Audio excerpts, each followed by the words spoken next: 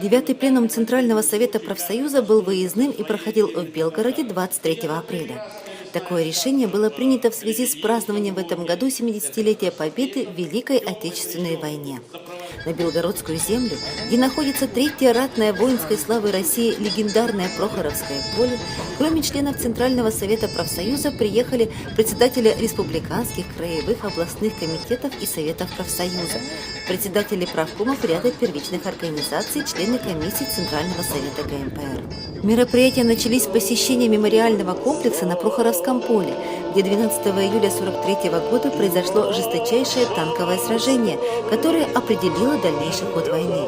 О значении Прохоровской битвы в Великой Отечественной войне говорили в своих выступлениях председатель ГМПР Алексей Безымянных, глава администрации Прохоровского района Сергей Конищев, председатель областного объединения организаций профсоюзов Николай Шаталов. Участники пленума посетили музей-заповедник Прохоровское поле, где состоялись экскурсии, посвященные этому историческому событию. Побывали на Лебединском ГОКе. Накануне исполкома и пленума прошли заседания ряда комиссий по профстроительству и уставной деятельности, по охране труда и законодательству, финансово-бюджетное, учебно-методический совет. Состоялось заседание наблюдательного совета Фонда развития ГМПР. На заседании исполкома обсуждались состояние профсоюзного членства в организациях ГМПР, итоги смотра конкурса правовых инспекторов труда и юрисконсультов ГМПР за 2014 год и отраслевого этапа смотра конкурса на звание «Лучший уполномоченный по охране труда ФНПР» за 2013-2014 годы.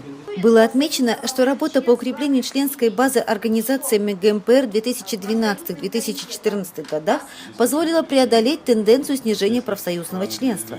С участием Центрального совета и территориальных органов профсоюза в 2013-2014 годах создано 37 первичных профсоюзных организаций. Рассматривались возможности работы с имеющимся резервом. В первичных профсоюзных организациях с численностью свыше 1000 работающих не состоят в ГМПР свыше 93 тысяч человек. Принято решение о проведении во втором полугодии 2015 года в первичных профсоюзных организациях социологического опроса и анализа причин низкого уровня профчленства. Выездных заседаний территориальных органов первички с уровнем профчленства ниже отраслевого.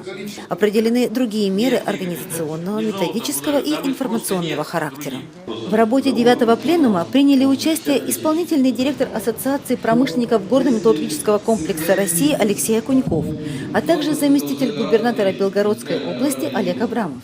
Олег Абрамов приветствовал участников пленума, рассказал о развитии региона, о действующих перспективах, социальных программах, реализации инвестиционных проектов, в том числе на Столинском, Лебединском блоках в Хмар-Уде. Председатель профсоюза Алексей Безымянных рассказал об итогах 9-го съезда ФНПР. Профсоюзным организациям ГМПР рекомендовано руководствоваться в своей деятельности программой «Достойный труд. Основа благосостояния человека и развития страны» и принятыми резолюциями. Один из главных вопросов повестки дня – состояние коллективно-договорного регулирования социально-договорных отношений в организациях отрасли. С докладом выступила заместитель председателя ГМПР Светлана Боева. На предприятиях, где действуют первичные профсоюзные организации ГМПР, заключено 525 коллективных договоров. Охват коллективными договорами составляет почти 100%. Основой для подготовки проектов колл-договоров является отраслевое тарифное соглашение.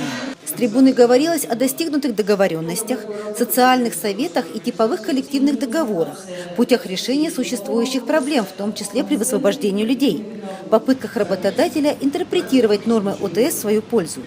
Речь шла также о неспособности, а иногда и нежелании отдельных правкомов настоять на заключении колл-договоров как минимум на уровне ОТС, о недостаточном контроле за разработкой их проектов и ходом переговоров со стороны территориальных органов, об отсутствии в колл-договорах конкретного механизма повышения средней заработной платы. Алексей Окуньков считает, что ситуация на предприятиях ГМК не так плоха, как была в конце прошлого и начале этого года. Он подробно остановился на специальной оценке условий труда, назвав позитивные стороны закона, который позволяет составить прозрачную картину условий труда на рабочих местах. Участники пленума обсудили выполнение программы действий ГМПР на 2012-2016 годы в области правовой защиты. С С докладом выступил заместитель председателя ГМПР Андрей Шведов. В отчетный период территориальные органы и первичные профсоюзные организации защищали членов профсоюза от незаконных действий работодателей, требовали неукоснительного соблюдения трудового законодательства, противодействовали попыткам снижения социальной защищенности работников, участвовали в совершенствовании социально-трудового законодательства. Более 90% судебных решений принято в пользу членов профсоюза. Участники пленума обсудили также изменения в составе Центрального совета ГМПР, план мероприятий, посвященных 25-летию ГМПР, проведение профессионального праздника Дня металлурга, итоги проверки финансово-хозяйственной деятельности Центрального совета профсоюза за 2014 год, внесли изменения и дополнения в положение о порядке материальной поддержки выборных профсоюзных работников, освобожденных от производственной работы. Решили оказать материальную поддержку коллегам из Республики Хакасия, пострадавшим от пожаров.